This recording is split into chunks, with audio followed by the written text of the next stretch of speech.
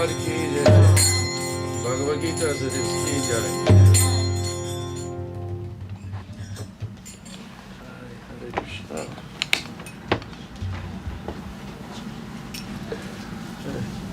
Should I move this? Excuse me. Thank you.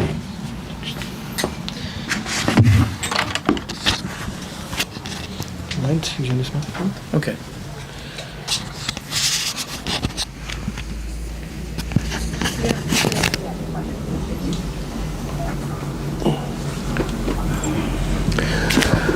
Welcome everybody, friends and strangers.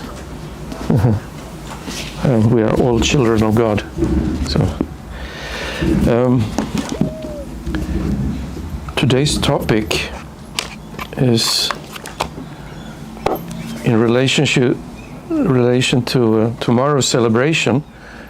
It is 58 years since Srila Prabhupada founded the International Society for Krishna Consciousness, ISKCON, Haribol, in New York.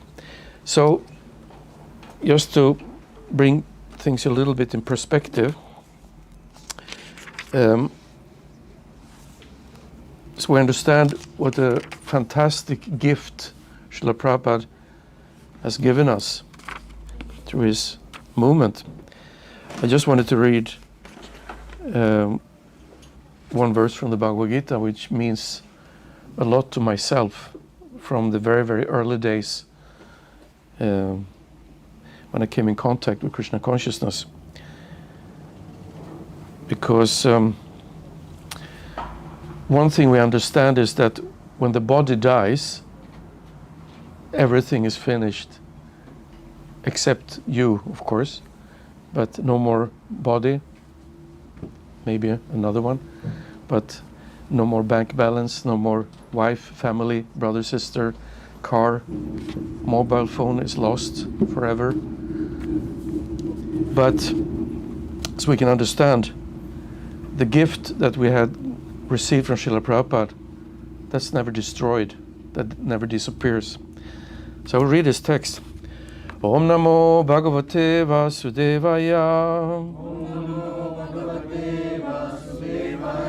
Om Namo Bhagavate Vasudevaya. Om Namo Bhagavate Vasudevaya.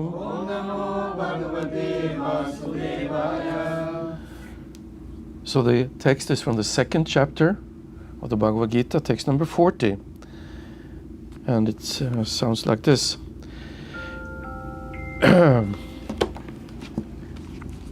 Flight mode. So, yes.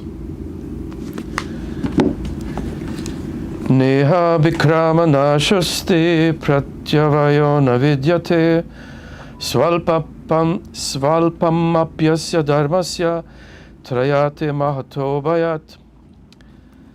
So Krishna says, in this endeavor there is no loss or diminution, and a little advancement on this path can protect one from the most dangerous type of fear. Srila Prabhupada comments,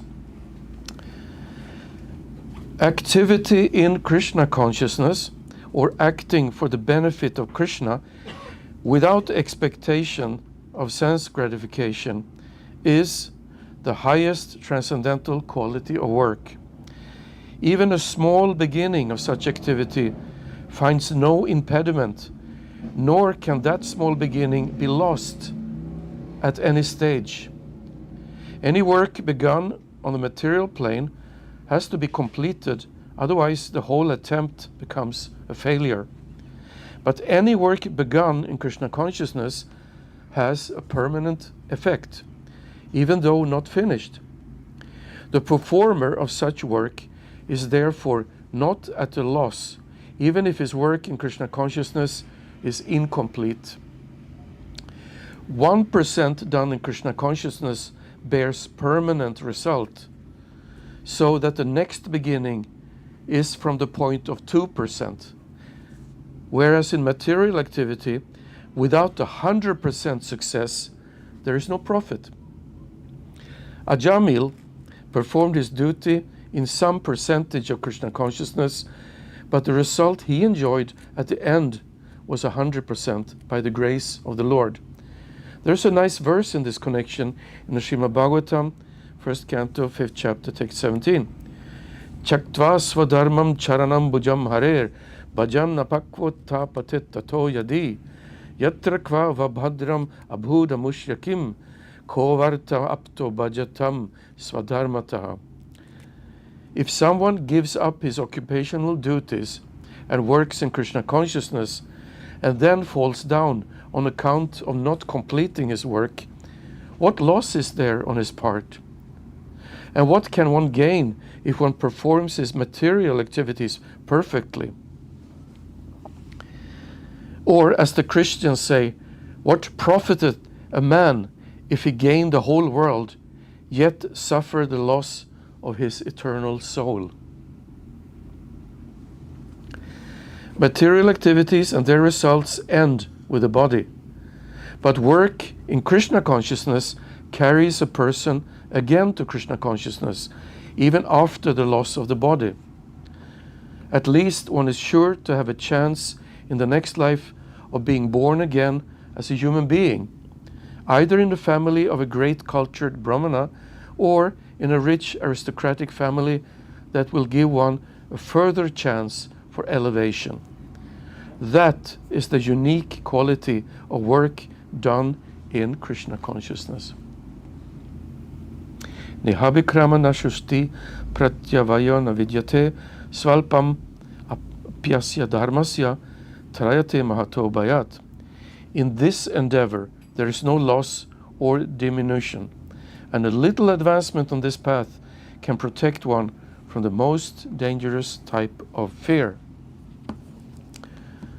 Namo Vishnu Padaya Krishna Prasthaya Bhutale Srimati Bhaktivedanta Swami Nityanamane Namaste Saraswati Devi Gauravani Pracharini Nirvishesha Shunyavadi Pachatyadesh Tarini Om Agyanati Miranya Sagarangyana Shalakya Shakshurum Militam Yena Tasmai Shri Gurave Namaha Mukham Karoti Vachalam Pangam Langayate Girim Jat Kripata Mahamanda Shri Gurum Dinataranam.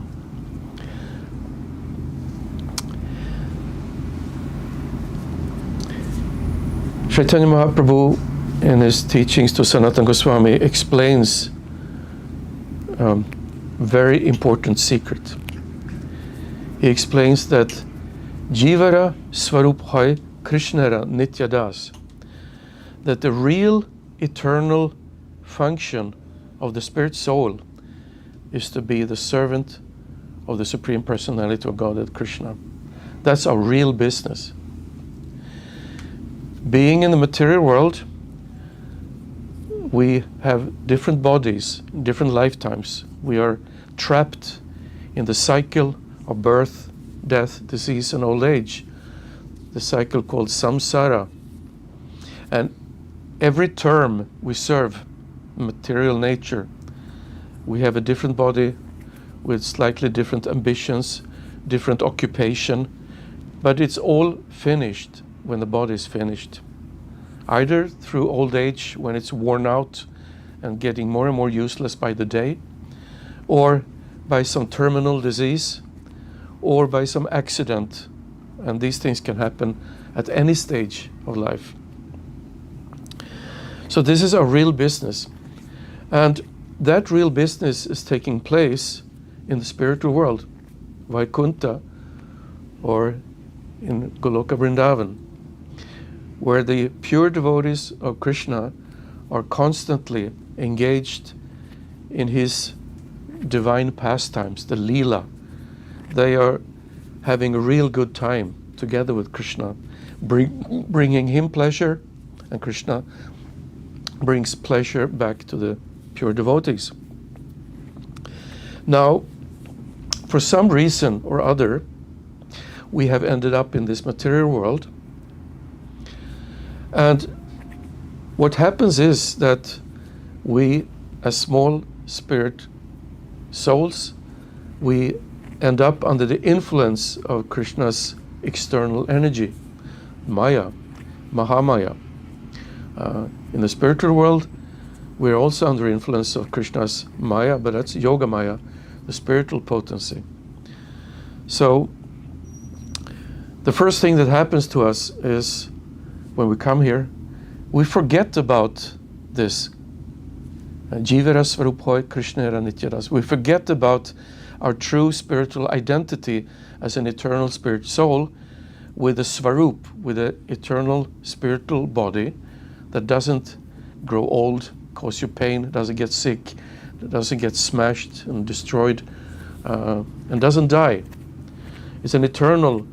Sva means your own, your real rupa, your real form. So this we forget. We also forget about our function, Krishna Nityadas, what we're supposed to do.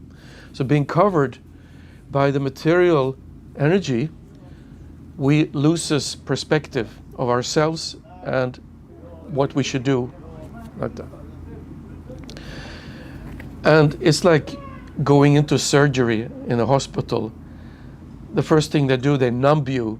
They put you under general anesthesia, so you forget everything, who you are, what you do, whatever. Just not conscious about these things. The next thing that happens to us is another component of the external material energy of Krishna.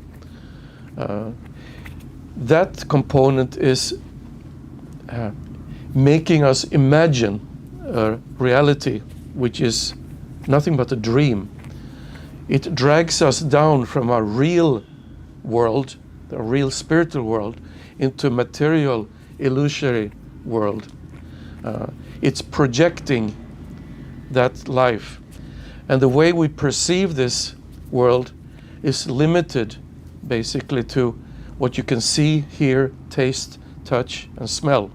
We have these 5 senses by which we can perceive this illusory so-called reality. And there we build up a whole alternative mood and world for ourselves, where we attach importance to many things which are not important at all. We start identifying with this body which is projected upon us, thinking that this is me, aham, me, and I am doing these things, ahankara, kara, karma. And we project our false proprietorship, that this is mine, this is my family, my house, my money. And if something is taken away from us, a relationship, for example, or money in the bank, we think, oh, I'm lost. I lost money, I lost myself. But the thing is, we are non-different in quality with the Supreme Personality of Godhead. We're all the time part of Him, part and parcel of Krishna. So we are not lost. It's not possible to be lost. This thought of being lost is just an illusion. It's explained very nicely by Kapila in the 3rd canto, the Srimad Bhagavatam. So the first power of Maya, Shakti, Avarana, Atmika, Shakti,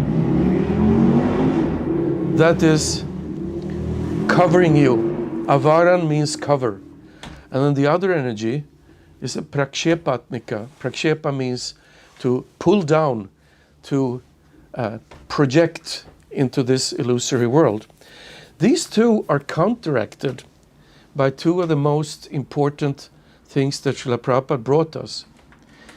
By Kirtan, Harinam Sankirtan, which is the recommended religious practice number 1 in this age of Kali, Kirtan reawakens you to the fact that you're a spirit soul and to the fact that you are the servant of Krishna. Mahaprabhu explains this very nicely in the Shikshastakam. Cheto Darpana Marjanam Bhava. The mirror of the consciousness, Chit, Cheto, the mirror of the soul is cleansed, Darpana, by this process of Param Vijayate Sri Krishna Sankirtanam. So by doing Sankirtan, by doing Kirtan, it's like waking up from anesthesia. You can see yourself, you can see Krishna, you can see your eternal activity when chanting. And the other, which puts us in a place full of ignorance, world that doesn't actually exist because it's temporary, that is the Prakshepatmika Shakti. It's dragging you down, throwing you into the material world. That is counteracted by knowledge, jnana. And Prabhupada gave that to us too. He came to America only with his Srimad Bhagavatam books and with his heart full of transcendental knowledge that he wanted to share with us. So, jnana and vairagya. By jnana, you understand reality, where you belong. And vairagya, that means you detach yourself from this illusory understanding that there's no use of making up big material plans that you want to have, you want to become very famous or rich or have a lot of material knowledge and strong influencing people, power, all these things. They will disappear when the body disappears.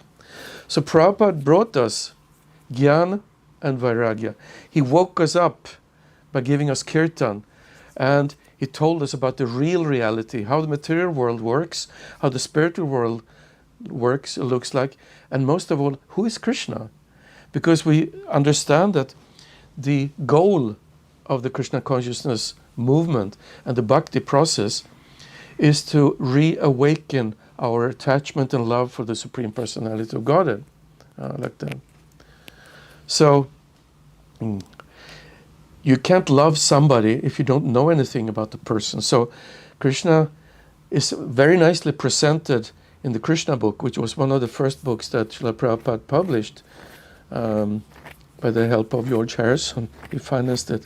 So Prabhupada, he came here, he had a heart attack in the Atlantic Ocean, and he didn't know how long he would be able to stay on this world because he already had an old body. So he didn't want to take any chances. So the 10th canto of the Srimad Bhagavatam is the essence of the essence that explains everything you need to know about Krishna, the Supreme Personality of Godhead, everything about how he looks like, how he sounds like, how he smells like, what he does, what he eats, what friends he has, what girlfriends he has, what nice relatives and parents, etc. Everything is there in the 10th canto. However, it's recommended that one don't jump directly, because before the 10th canto, there are 9 other cantos, which is like a path that we have to traverse by gradually purifying. It's stated that starting to read the Srimad Bhagavatam, which is the very heart of all the Vaishnavas, it starts by canto 1. It's like looking at the feet of Lord Krishna, and then canto 2, 3, your eyes are going up in the beautiful form of Krishna. And finally in the 10th canto, you can see his face very beautifully. So there's a warning, like in India, people like to hear stories, and there are full of stories in this, 94 chapter or something in the 10th canto. That's the largest canto of the Bhagavatam. So so-called gurus in India sometimes make money inviting people, and just read the pastimes of Krishna. And because the guru is not a pure devotee, and the audience are motivated by other things than to surrender to Krishna, this so-called Bhagavat Saptah, the reading for 7 days, just like Shukdev Goswami did for Maharaj Parikshit, it's useless, it's dangerous, it's even offensive. So one is recommended to read from the start, first canto, and then proceed upwards.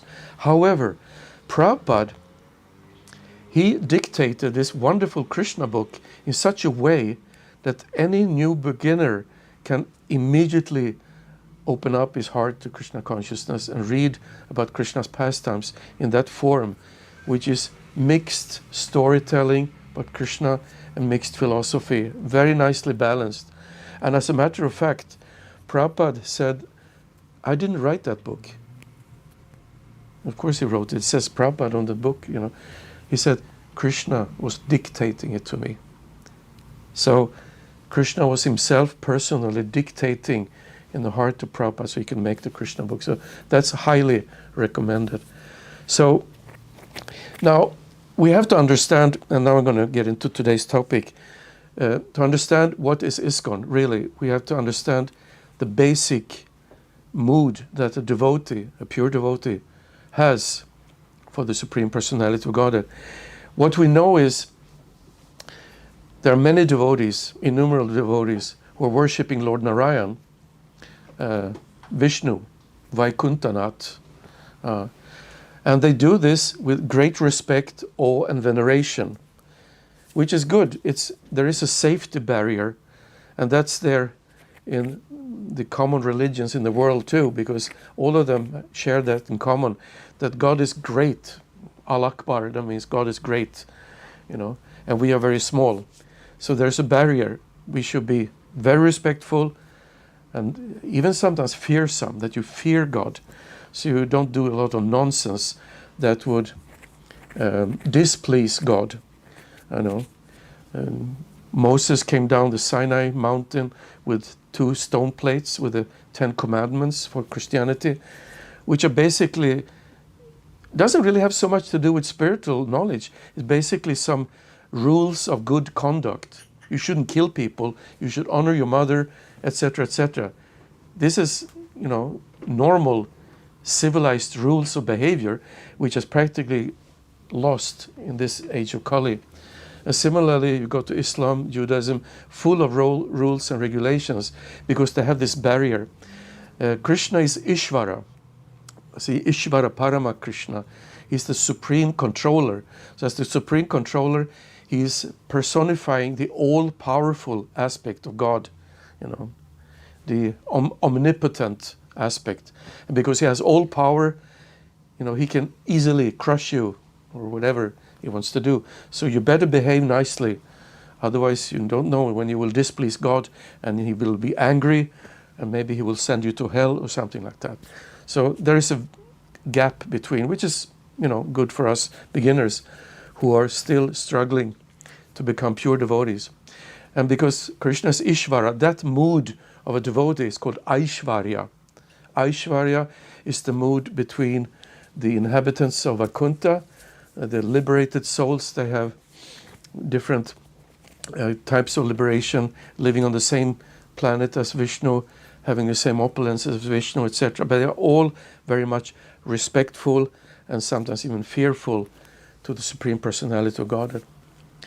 That wasn't really the mood in our tradition. It started basically back by the spiritual master, Mahaprabhu's spiritual master, who were introducing the sweeter parts of relationship with God. Sweetness, this is called madhurya, that's honey. And what happens is that instead of being a passive servant or an active servant to the great all-powerful God, you can become a friend to God, like equal level. You can even become protective, worrying about the welfare of Krishna. Oh, baby Krishna, did he sleep enough? Did he take breakfast? Oh, he's going out in the forest with all the wild animals.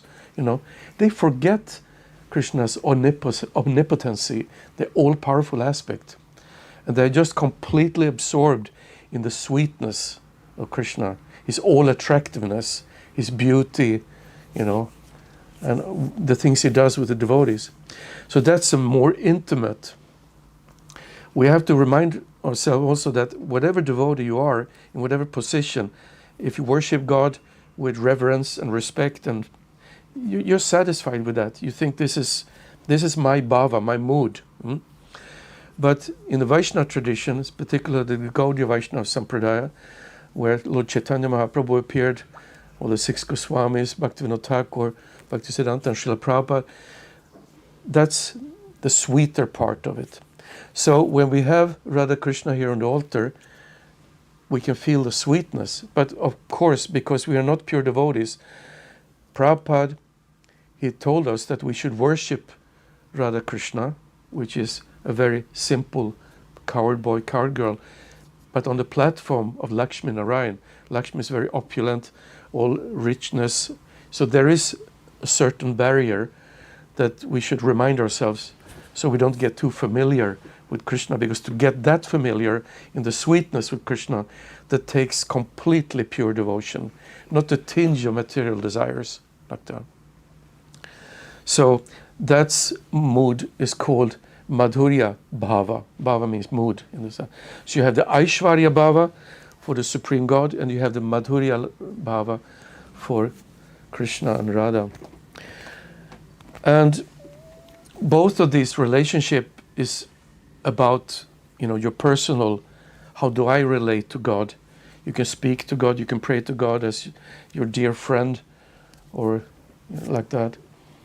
But there's a third bhava, a third mood, and I have to mention this because this is very important to understand if you have to understand ISKCON and what Prabhupada wanted with ISKCON. You have the respect and veneration, you have the sweetness, but then there's something called munificence, magnanimity. These are those devotees who are completely selfless. They don't really care about their own relationship with Krishna as long as they can bring new souls to Radha and Krishna and present them. Please look at these wonderful devotees here. Please accept them. In the spiritual world, there is no preaching. There is no book distribution. You cannot convert the atheists. And that's a special nectar. And that's why some of the spirit souls voluntarily comes to the material world, because they want to preach. They want to bring. And Krishna explains this secret that in the Bhagavad Gita, he hints at it. It says that he who explains this knowledge to the devotees is most dear to me. There's nobody dearer to me than him or her. So you can understand that Krishna is extremely pleased with devotees who bring other people to him. And we can understand that the acharyas coming to this world, they're not ordinary souls conditioned by the material nature. They're not being dragged down and covered over like us. They come here as spiritual ambassadors to wake us up. Jeev Jago, Gaura Chandra Bol. They come voluntarily. And in the spiritual world, we can read in scriptures like Gaura Ganadesha Dipika, they're all gopis. They're all assisting Krishna. In this mood which is called Audarya. Audarya means munificent and generous. They are selflessly inviting the souls to come and meet Krishna. And he's very pleased with that. Like Rupa Goswami is the head of the Manjaris, Rati Manjari, Kamala Manjari, I think that's Bhaktivinoda Thakur. They're all mentioned, their positions in the spiritual world. And they all have this Audarya. That's also something different between basically two categories of gopis. We shouldn't get too esoteric here, but the Sakhis, they're the prominent friends of Krishna. They're the coward girls who are like Chandravali and Lalita. They're very prominent. You have the Ashtasakis in Mayapur, the 8 most prominent gopi friends of Krishna. But then you have the Manjaris. They're simply, generally a little younger, and they're just assisting, facilitating for the older, more prominent gopis to enjoy their relationship with Krishna. While the Ratis are kind of, just facilitating, arranging. So in the mood of Rati, or mood of Manjaris, these acharyas come to this world and just generously giving. And Mahaprabhu himself, he was generously giving to the world what no one else had been done. Krishna, he gives condition. First you surrender, then I will liberate you, then I will accept you. Mahaprabhu, he didn't care. Nityananda Prabhu, they didn't care. They just opened the whole treasure house of Krishna consciousness, of bhakti, bhava, and just distributed freely to the least worthy, to all the jagais and madais. No qualification required. That's the Audarya mood. Namo Maha Vadanyaya Krishna Prema Pradayate Krishnaya Krishna Chaitanya Namna Gaura Tvishanama. That's the Audarya bhava. So Srila Prabhupada, he had that very, very much. And going back in the history of our tradition, our sampradaya, there were no institutions or organizations at the time before Bhaktivinoda Thakur. These great acharyas, they were like living in a village, and they were accepting organically a number of disciples like that. I'm not going to speculate how Durvasa Muni and others could accept, tens and thousands and hundreds of thousands of disciples. That's another story. But in modern times, there were no big organization. Bhaktivinoda Thakur, he started informally. He was also sending books to university in Munich and to other places in this audarya mood. He wanted to spread, he wanted to be generous, invite people. And his son, Bhaktisiddhanta, he saw his father doing that. So Bhaktisiddhanta was actually the first one who really made an institution. The Sri Chaitanya, the Gaudiya Math, his institution, of which Prabhupada joined his institution. He didn't meet Bhaktisiddhanta many times, like 3 times, very briefly, and they had some email exchange. But still, Bhaktisiddhanta instilled this whole audarya mood, the generosity. And Srila Prabhupada just told him, go to the West and preach. Make those wonderful books in English and give it to the Western countries. So Prabhupada, he was the one who really took this to his heart of making an institution, making an organization. He started off in Jhansi by this organization called League of Devotees. You can read about that in the Lilamrita, which turned out maybe not so successful, but it was a good attempt. Prabhupada, namely, he said that you need 4 things for any project to be successful. You need land, like if you have a farm, or you need a place like this. You need manpower, people who are cultivating the land or taking care of the cows, growing food, or taking care of a place like this, cultivating people like that. You need capital, money, donations, income, so you can run a farm, you can pay the rent for the center, like that, and you need organization. When Prabhupada came, he had no land, he had no place.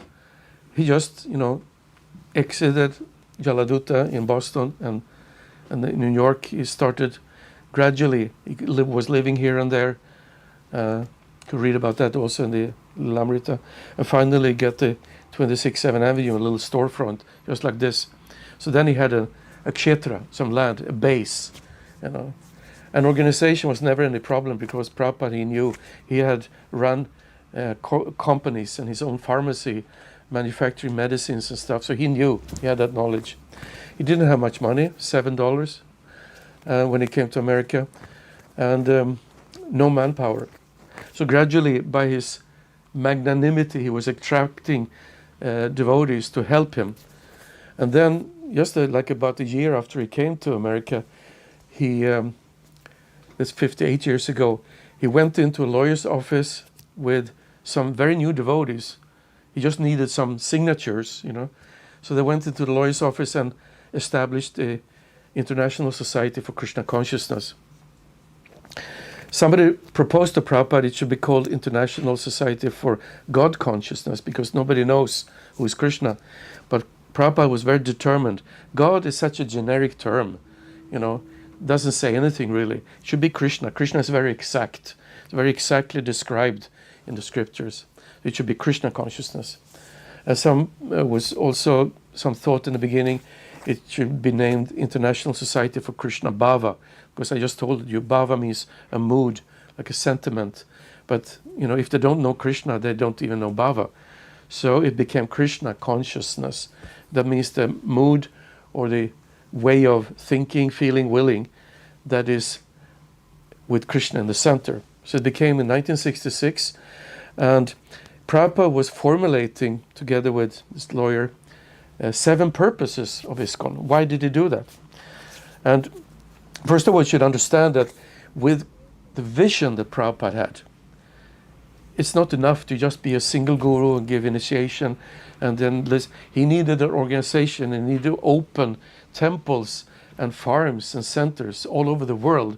It was over 100 of them when Prabhupada left the planet. In only a little more than 10 years, he managed to attract devotees, inspire them, teach them, so that they can go out and do all this work on behalf of Prabhupada, who did it on behalf of his spiritual master, behalf of Chaitanya Mahaprabhu, spreading the mission all over. So, to understand this, we should also have a quick look at one famous letter that Srila Prabhupada wrote to the Deputy Prime Minister of India, Dr. Sardar Patel, in 1949, where he outlines his strategy, how to spread Krishna consciousness all over the world. It started with those two things I mentioned to you in the beginning, kirtan and knowledge, right? Kirtan to counteract your anesthesia, and knowledge to counteract your illusion. That was his. So Prabhupada went out in the beginning, sat alone, Tompkins Square Park in the United States of America, in New York, and he was chanting for a couple of hours, just Hare Krishna, and the hippies came, you know, the story. So that was the kirtan, because if they should understand something, they have to be a little bit sober. Many people were on LSD and marijuana and stuff, but some or another, by chanting Hare Krishna, they could get off the drugs, so that at least we're not chemically poisoned by all this illusory psychotropic drugs. So Kirtan did a miracle. And then Prabhupada gave classes, and he had the books. Not many books, but a few in the beginning. So then they could be enlightened how reality actually looks like. Kirtan and knowledge. That was his first part of the strategy.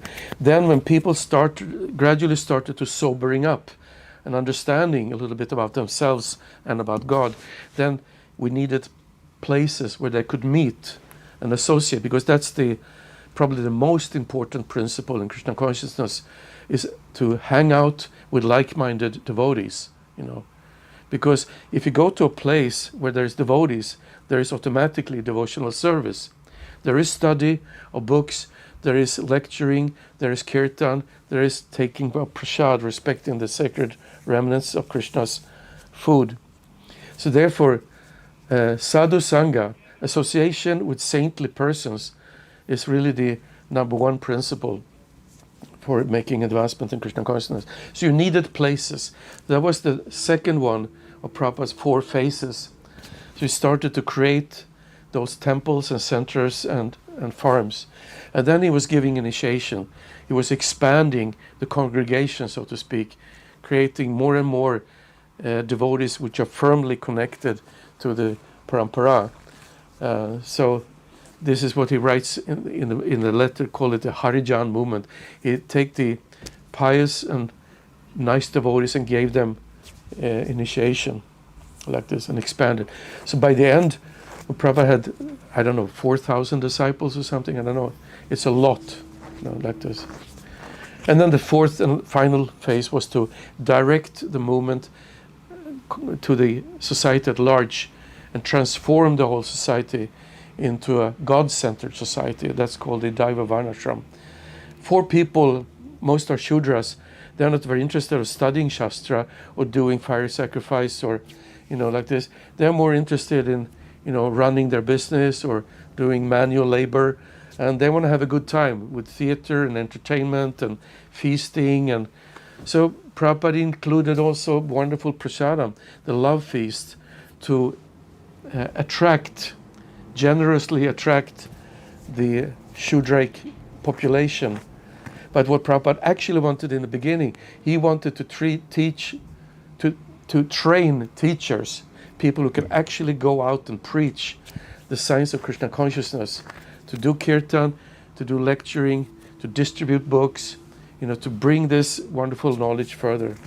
So at one point he had about 100 devotees, maybe. He said, well, now we're enough. Now we should go out to make the rest of the world devotees. So this is Prabhupada's strategy in his generous mood. And to be able to do that large scale, he needed an organization.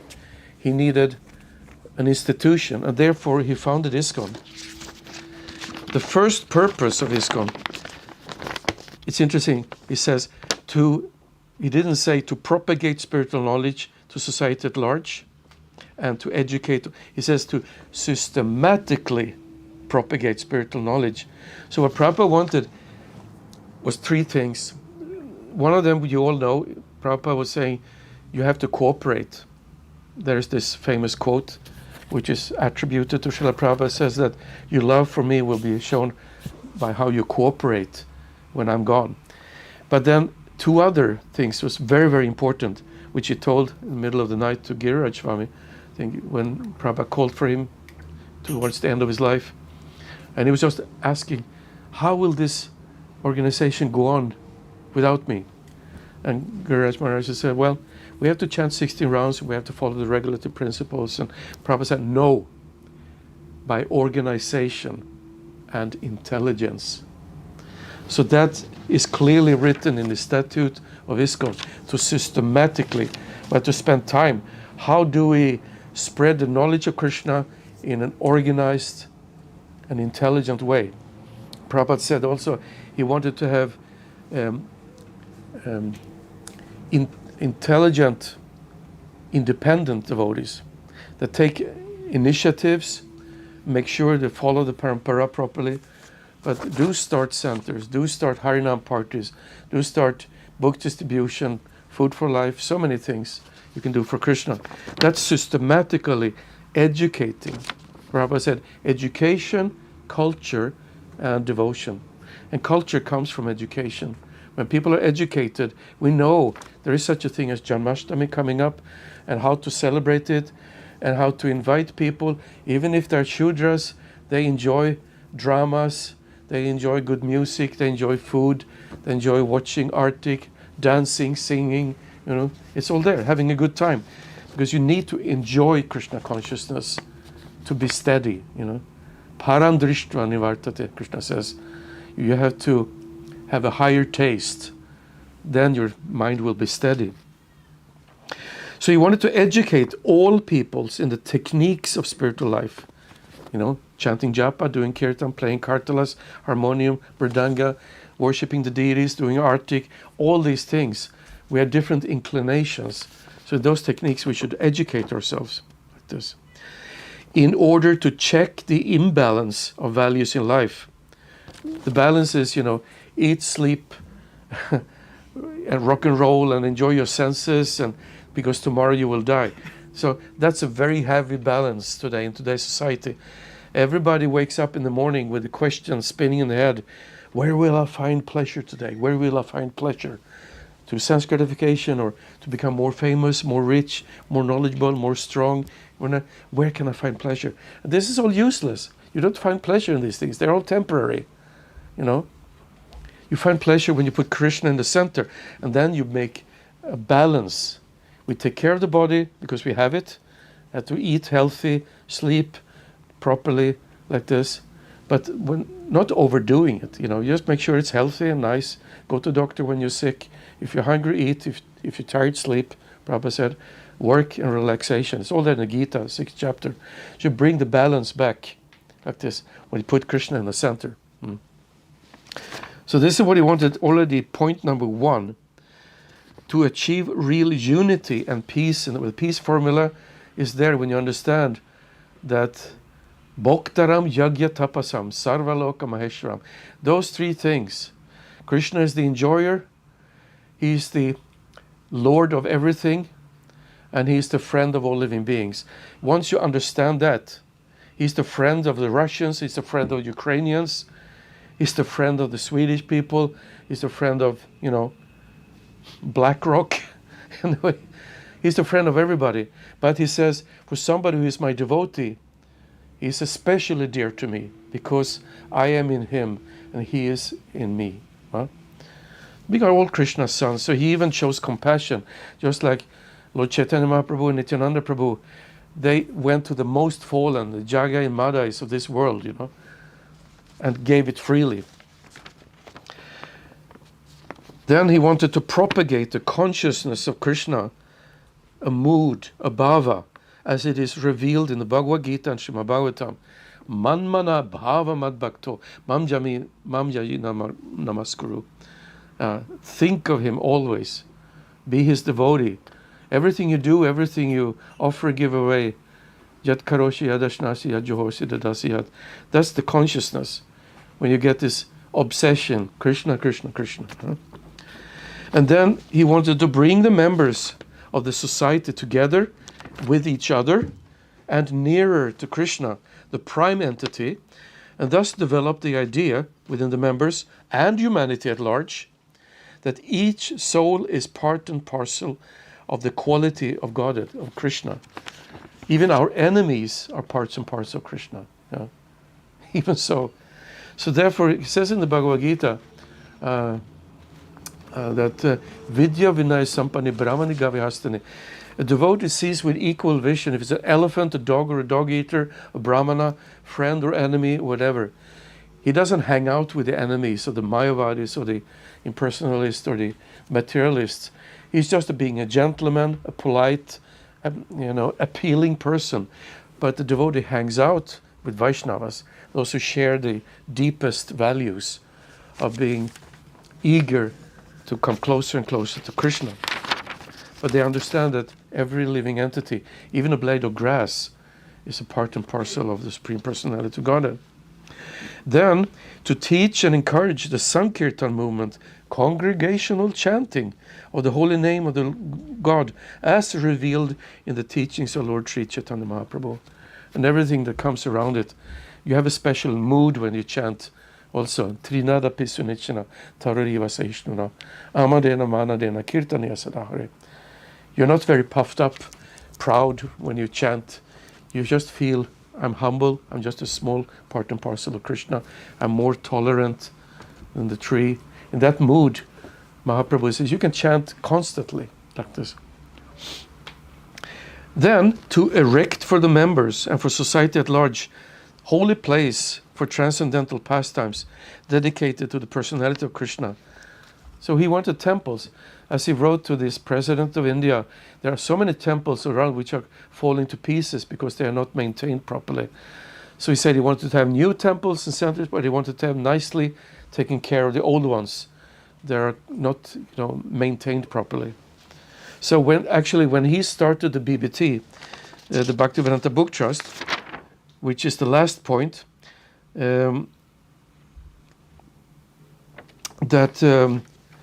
he first started something called ISKCON Press, but he felt that needs to be separate from ISKCON. So he made this Bhaktivedanta Book Trust as a separate organization meant to support ISKCON, because half of the revenue from BBT should go to print new literatures, and the other half should go to maintain and restore and erect new temples, just like the point I was just reading. So the big part of the revenue from the BBT should go to support that.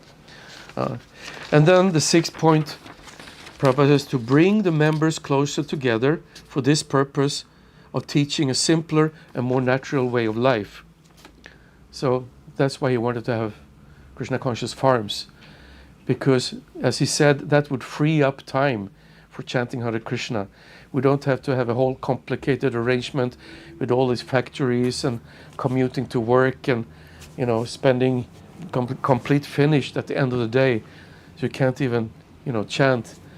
Live a simple rural lifestyle. Grow your own food, take care of the cows, make your own clothes. So that will free up time. At least it will set an example how you can live a simpler and harmonious. The Varnashram system with the farms, this is a framework for the peaceful practice of Krishna consciousness, not all these disturbances. So some of the devotees, they prefer running farm or live at the farm. Other devotees are more into going into the urban areas and liberally give Krishna consciousness to whoever wants to listen.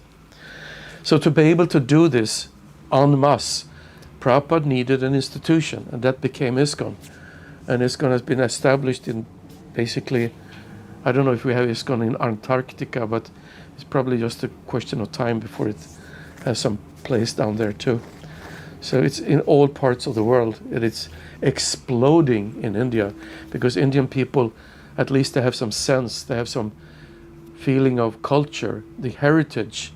They come from a spiritually enriched tradition. And Mahaprabhu said specifically, if you come from India, you have a greater responsibility to spread the words of Mahaprabhu than others. I mean, I have an excuse of being a mlecha, meat eater, Shudra born in Sweden. But if I would come from India, I would take this very, very seriously, because this is what Krishna wants. And I'm happy to see some Indian faces here who are taking it seriously, cooking wonderfully, arranging nice little programs, you know, posting on social media, etc., arranging a wonderful Ratha Yatra festival like that. So, what is ISKCON? I hope I have, and the real ISKCON, the real ISKCON is in the heart of those who are sincerely, honestly following Srila Prabhupada. Because we know there are people outside ISKCON and also people inside, have been people inside that may not have been very serious and they actually caused some damage. But the real ISKCON, just like they told that you're not in the Vakuntas and you're not with the yogis, you're in the heart of those who chant your holy name. I'm paraphrasing a verse, I think, from the Vishnu Purana. That's where you find Krishna, that's where you find Prabhupada, in the hearts of his sincere followers. And in ISKCON, there's a lot of very sincere devotees doing miraculous things in our movement. So, I think I will finish here. If there is some clarification or question. I said too much, right? No? Okay. No, I wanted to say farms. It's so much work. Yeah, it is. So it's almost impossible to do any service to Krishna. Yeah, it is. So it's not, in our climate, it's very, very hard. Yeah. Farm life is not easy. Farm communities, they have so much difficulty. To make it work. Once you made it work, you don't have to spend so many hours a day, really. You have the routines, you know how to take care of the cows, and, you know, seasonal, when everything grows like mad and you have to harvest. But then in the winter, you know, we can read from Krishna book and repair the tools and, you know, live from whatever you have been dried or preserved, and that's the ideal. But it's not so easy to come to that point.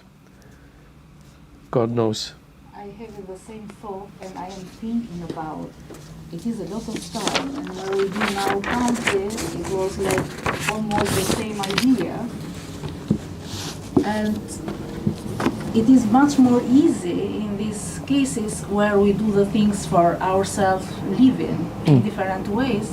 We can be chanting and doing. If we are in office, we cannot do it where the other they're present. And like this somehow, if it is a lot of work there, still we can connect much more easy with Krishna, or be with Krishna. It is much more pleasure. Like Puri mentioned, it's more peaceful for the mind. It's much more peaceful, because if you can accept a simpler lifestyle, we do complicate life a lot. I mean, frankly speaking, we don't need this to survive, for example. But to have them, we have to work, we have to make money. And so, like the farm that my wife is running now, is kind of a hybrid. We're dependent on donations and depending on getting vegetables donated, and partly depending on what we get from the land. So it's very much different the way agriculture is. I had a meeting with Ridananda Maharaj the other day, and he said that the food prices are skyrocketing these days. Young people has lost connection to nature. They don't understand nature, and moreover, they don't understand that the divine is behind nature like this. And it's catastrophic. So, and the farmers today, like even when I was a young man 10 million years ago, about 80% of Sweden's population has some kind of connection to the agrarian society. Now we're down to like 2%. So you have one farmer who has a lot of machines that he has to take loans and pay interest to corporations. And he's running this over big fields of monoculture, growing wheat one year, and then rapeseed or flax the other, barley the third, sugar beets. But it's monoculture, it's not good. And then he uses chemical fertilization and chemical pesticides that he has to make money. And if he doesn't follow that scheme by our Asuric government, he doesn't get the subsidies, the grants from the EU. And without the grants from the EU, he can't survive. So the Asuras running the world today, they really got the farmers into tight grip to go back and run a farm the way it's supposed to, with more people, more manual labor, with more happiness. And I used to we had volunteers some years back, I used to take them to Östarp, the Kulturen, and show them a farm, how it was about 200-300 years ago. Everything they grew was organic. Now it's a big thing, oh, I need ecological this, and they fly it over from South America and pay a lot of money, organic potato. Everything, they made even organic beer on these old farms, because they didn't have the pesticides. They have some natural thing, they have manure from the cows and the pigs or whatever, spreading on the fields. It's a natural thing, that's God's arrangement. But now we have to be so clever to invent this, what is it called, the Roundup and all these crazy things, ruining God's nature, ruining our bodies, making chronic disease with our children, and allergies, autoimmune diseases, because we think we can outsmart Krishna's arrangement. So this is disaster. So gradually, piece by piece, by trying to follow those tenets, the 7 purposes of ISKCON, we can gradually maybe tweak ourselves and maybe the society at large also in the natural way of life, natural God-centered way. Okay. Thank you very much. Hare Krishna. If you allow, I am allowed, I want to mention something came to me this morning. We cannot see what Prabhupada exactly see and organize all the things, maybe some parts. And it is like in Bhagavad Gita, every time we open what Prabhupada bring to us, it is we find something new all the time. And this morning I think, and the point the Prabhupada make it to have the small centers to be organized in different, all the cities, if it is so possible. In the future, I don't know if we have electronics anymore. Yeah, if it is there. Let's cross the bridge if we get there. Yeah, and he knows everything, where he prepared it or write it or make it. When you're in direct contact with Krishna, he's on your side and you know all these things. Yeah. So, yeah, he was using modern things like a dictaphone and cars, and he didn't want us to be on the Stone Age. But we have to know in which directory, what is the trajectory we should go in. Should we have a more artificial, complicated, stressful and demonic lifestyle, or should we go towards a more peaceful and simple, serene? We need to see where do we want to go. Thank you. Jai. Is this arti time now, Kirtan? Yeah. All right. We bring that. Srila Prabhupada ki jai. Hare Krishna.